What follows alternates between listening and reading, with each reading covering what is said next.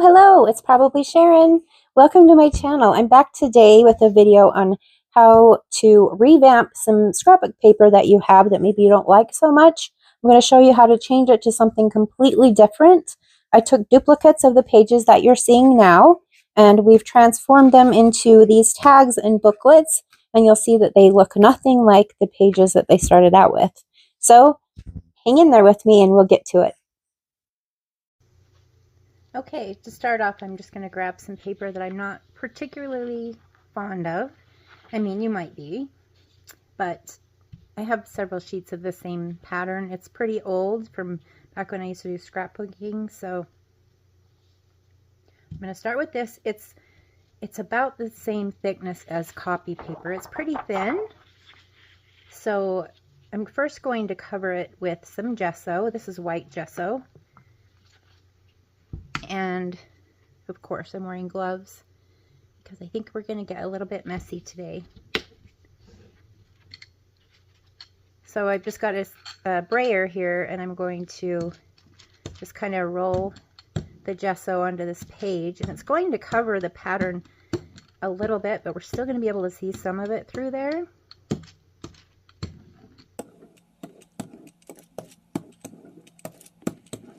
I mean, you could use a paintbrush too. Looks like I didn't put enough out.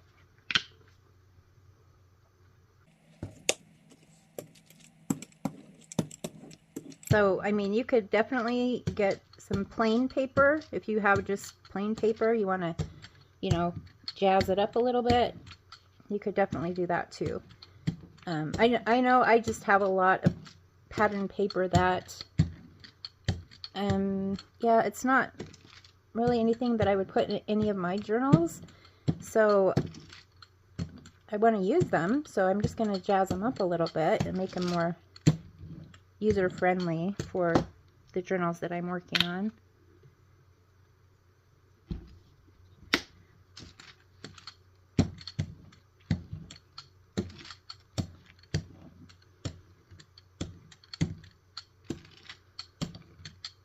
I kind of like having these lines from the brayer too. It kind of adds a little more personality to it.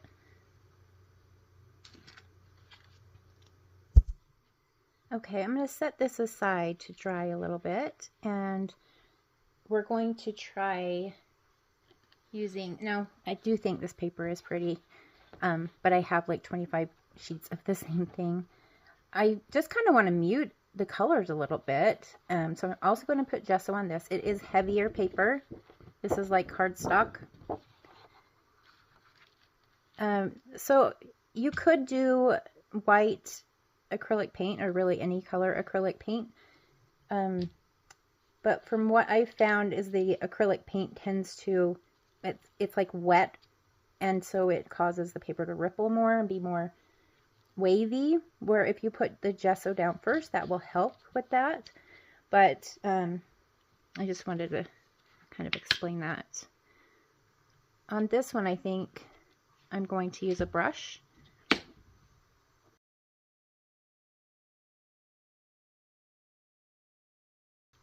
Yeah, sometimes you find clearance sales, and this is a case with this paper. I found it on clearance and bought it, so I have several sheets of the same pattern, and I do think it's pretty. I just think it needs to be toned down a little bit, so it'll be fun to jazz this paper up too, see what we can come up with. All right, so let that one dry as well. Okay, let's bring back the first page we did. It's close to being dry. Yeah, I think we're safe to continue on. So we can still see a lot of the pattern underneath, but it's, you know, kind of covered up a bit. I think I'm going to put some white acrylic paint.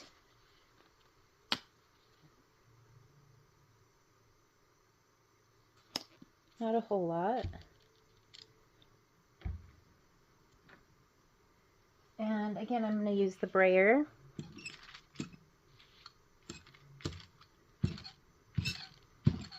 kind of blotchy.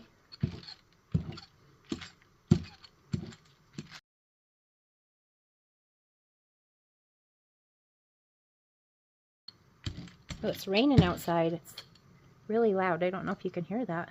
It must be raining cats and dogs out there. Okay, now I'm going to add some pink. I'm going to add it to the remainder of the white paint. Actually, it's kind of a cream, isn't it?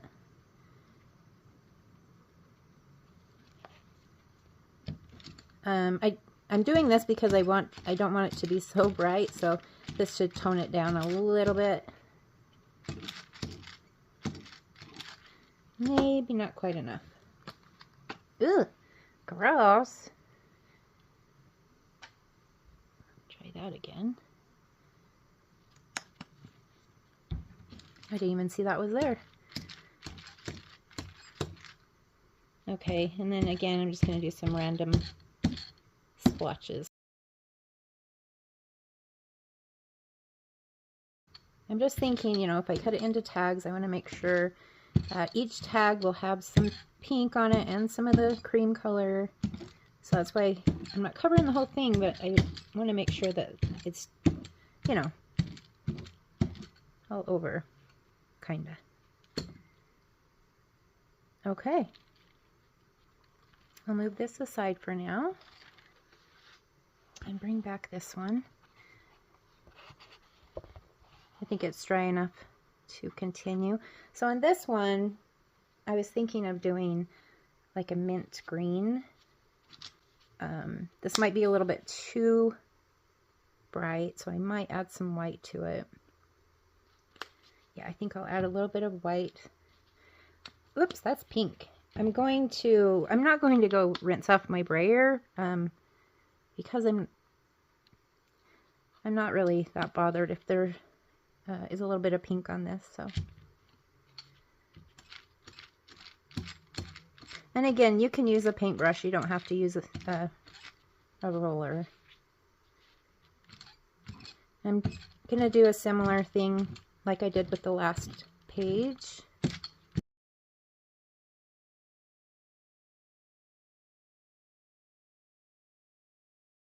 So I'll let this dry for a bit and then I will come back to you.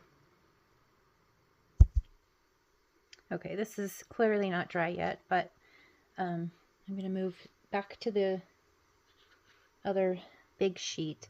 So I know this isn't quite dry yet, but I want to add some metallic bronze paint here and there. It'll give it a little bit of shimmer. Not much, just a little.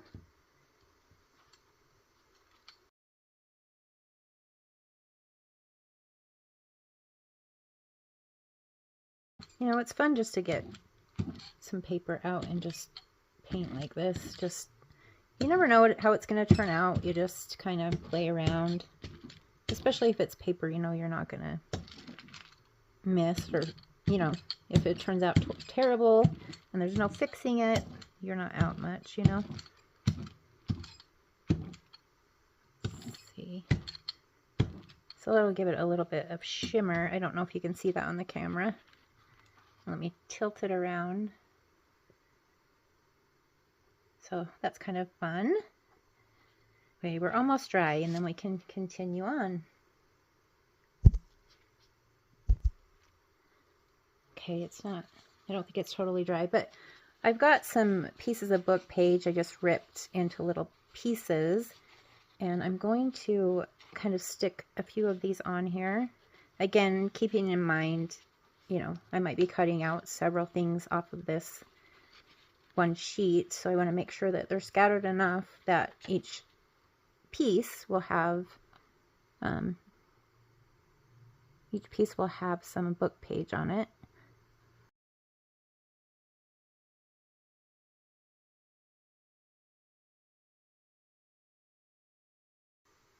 I might just leave it as, yeah, call it good.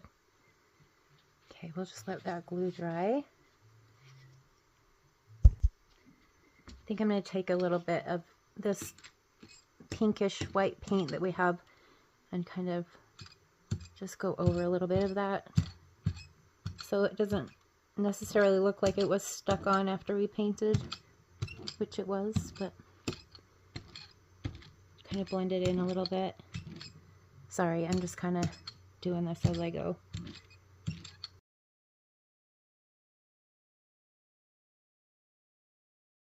I think that is pretty good.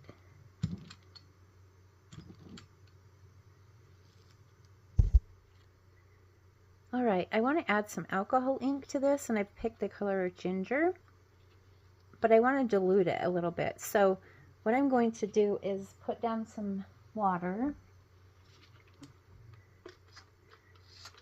I'm making the biggest messes today.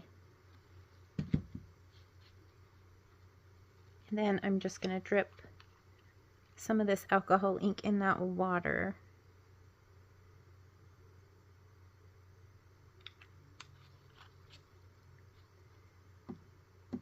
Should I do the brayer or the brush?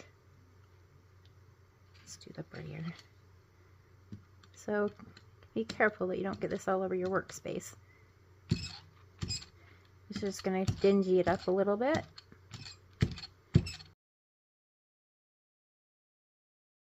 I mean, we could have sprayed some ink on it as well. Many different ways to do it. And see that where the gesso was put down first, it's going to keep it from soaking into the paper as much, and therefore you won't get as curly of paper. The paper won't be as warped. So I think that helps it look a little more aged. I think I might want to drip some directly on, so I'm going to spritz the paper a little bit so that when I drip the alcohol ink, oh, I need more water in my bottle. So I'm just getting the paper, or the paper wet a little bit, so then when I drip the ink on it, it won't, you know, just stay in one little spot. It should spread a little bit.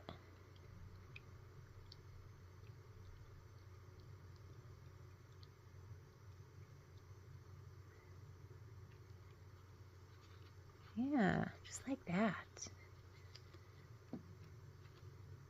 Okay, don't dare move this yet until it dries a little bit, because I don't want it to drip on my other stuff.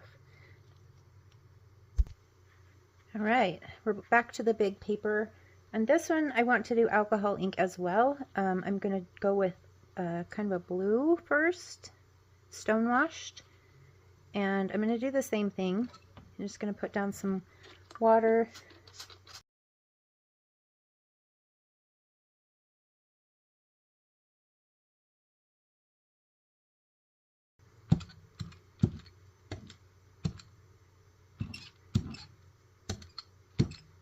Add a little. I thought blue would be pretty because there's that kind of grayish purple in the background.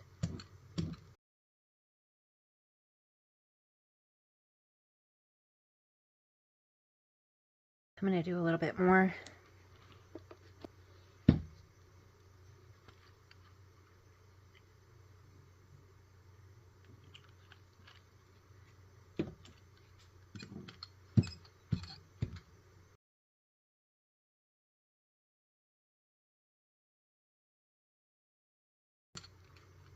Okay, I'll let that dry for a minute. Yeah, I'm going to let it dry for a minute, but I don't know. Let's see. I might want to just do the drips. I'm going to do the brown drips, though. The same color as ginger.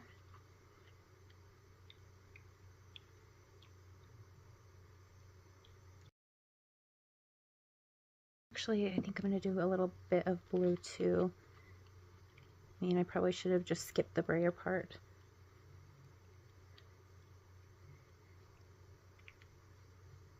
There we go. All right, looking good. All right, let's let this dry a little bit. All right, so I'm feeling like that blue splotches are too bright for my taste. So I'm going to get a little bit of white paint and kind of go over it a little bit. Okay, just a little bit. I mean, that's kind of what's fun about this is if you do something you don't like so much, you can try to change it.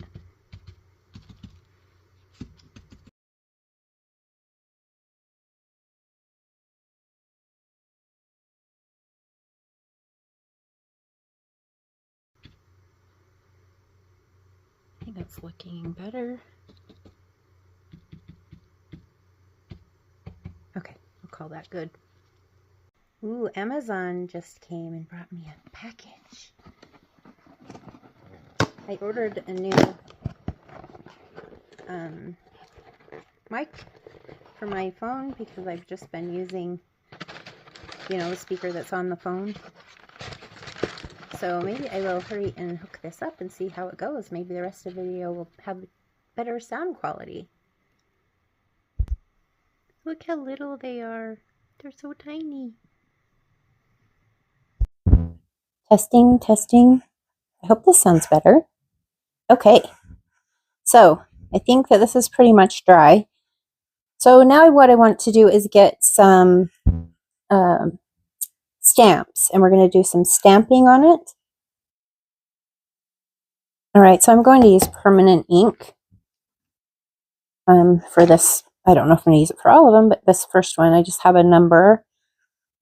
So I'm going to just kind of randomly put the number 6.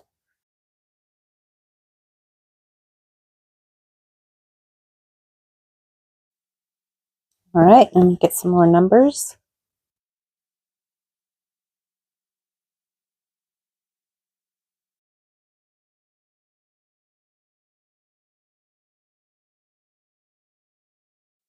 Two numbers I used before. I'm not sure what pack they came in, but this next one I'm using was a Tim Holtz stamp. So I do know where this one came from.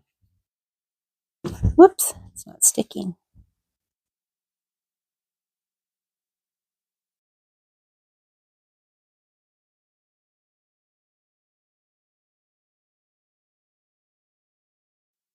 Okay, I'm going to set this one aside for now. I'm not sure if I'm going to add more to it or not.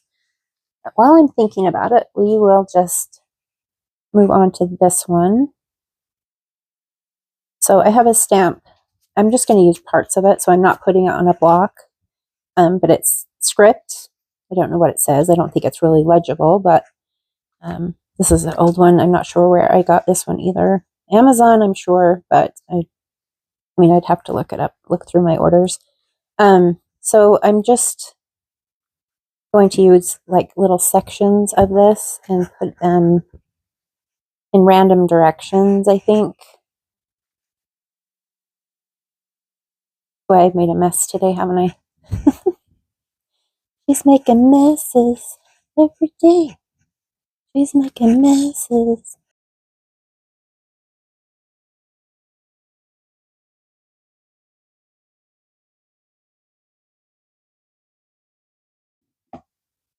Permanent. This color is sepia. I don't know how to pronounce that. Okay, so make sure that it's right side up. I always put these on the wrong direction. I guess it doesn't matter, but again, I'm just going to use parts of it.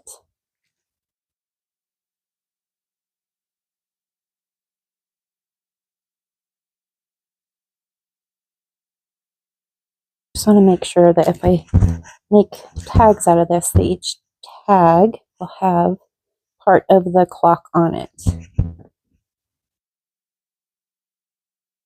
For this one, I think I'm going to make a couple of tags and then a booklet.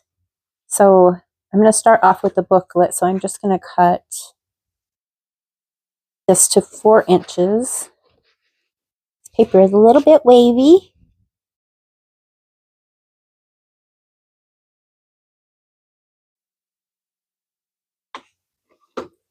So I'm just going to fold that in half. So this should make our little booklet 4 1/4 by 4.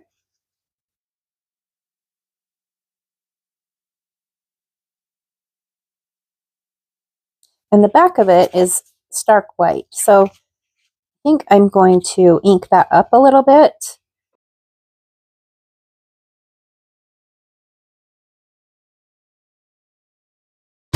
So I've got some natural dyed papers that I did, and I'm going to use that for the pages for my little booklet. This is coffee, and then I don't remember what this was. Probably cabbage or something.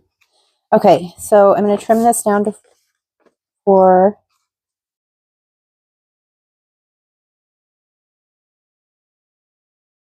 And I'm going to put those together and fold them in half.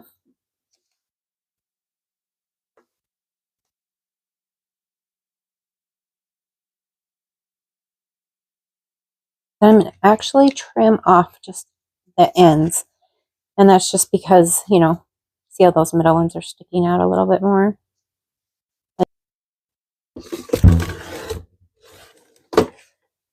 There. Got them all that time. All right. So I'm just going to place that in the middle. And so, okay, so I'm going to do the pamphlet stitch. So I've just got some, I think this is just jute twine. It's very thin. One thing about it is the binding needles they have a huge eye, so makes it a little bit easier to thread them. Okay, so here's my cover. I did the zigzag stitch all the way around. I'm using a variegated thread, so it goes from black to gray to white. So I thought that would be a little interesting. I'm just going to place those inside. Line it up. And then get my pokey tool. And I think I'm just going to put, well, should I put 2 or 3? I'll do 3.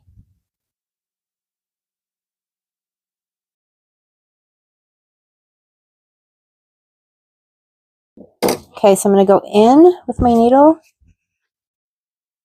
In through the middle. Let's see. I want my bow on the outside, so I'm going to actually go through the middle this way.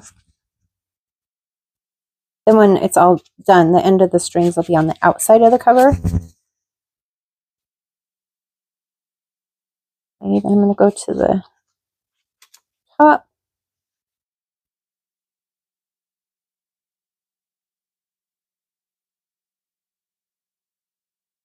And then in through the bottom.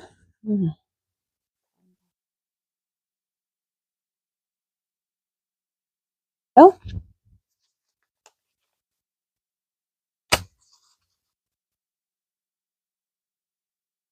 Doubled up here. Oh. And then again back out through the center. Try to get on the opposite side of that center string. So we have one on this side, one on this side, like so. And then, you know, just make sure it's snug. And you can do a knot or a bow.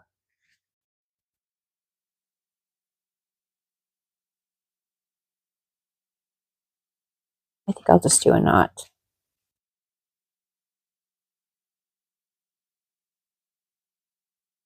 Ta-da! And just trim off any excess. Okay, so we have a cute little booklet. We can add more to the cover if we want. Let me think on that. All right, while I'm thinking on that, let's take the rest of this. And I'm going to make 2 tags or writing cards.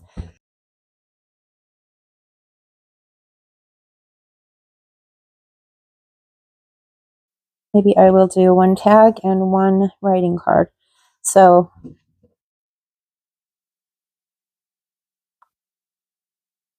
okay, I'm just going to trim the corners.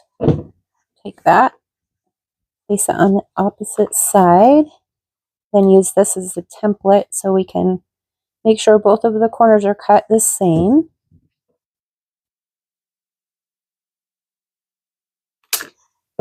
All right. And this one I think I'll make a writing card. So I'm going to use this for the back of my tags.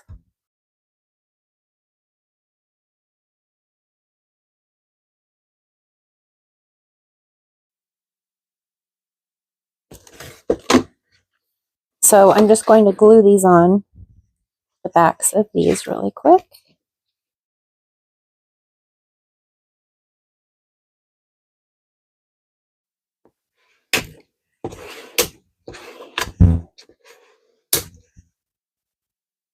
Shouldn't ooze out. Okay, that looks good. It shouldn't take as long to dry as the first one.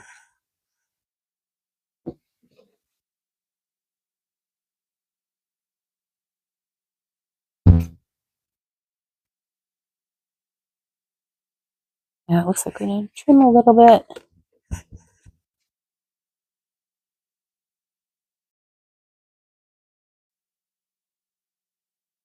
Should have just used the trimmer because I have a problem with cutting straight. Even if I have a guideline, training wheels, still make a couple of writing cards just to kind of give you an idea, or tags. So this is a little curly.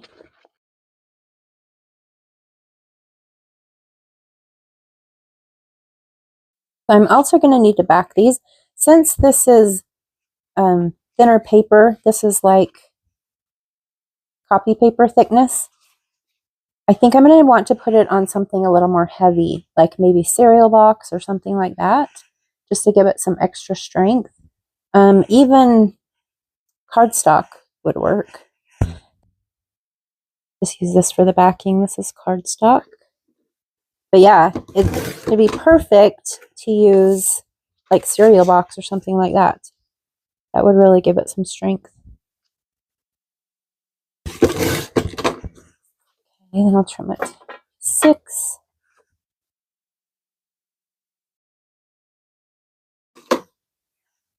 Okay, so basically, I'll just do this off camera, but I'm just going to glue these onto these.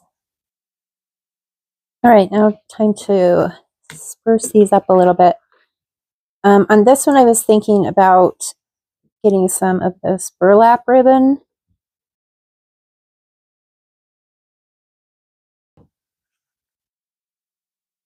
Just going to kind of remove some of those strings.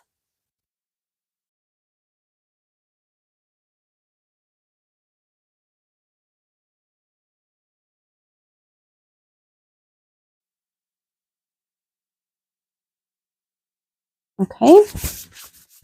Now I want to put like a word or a number there.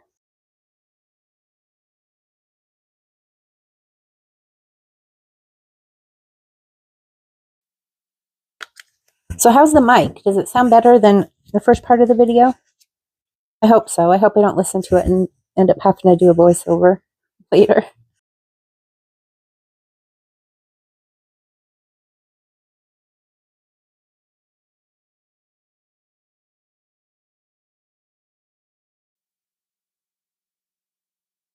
Okay, let that one dry. All right, on these pink and blue ones, I can decide if I want to sew around the edges. I think I will. I think I'm going to dirty these up a little bit. They're still a little too bright for me. So I'm just going to use the same brown.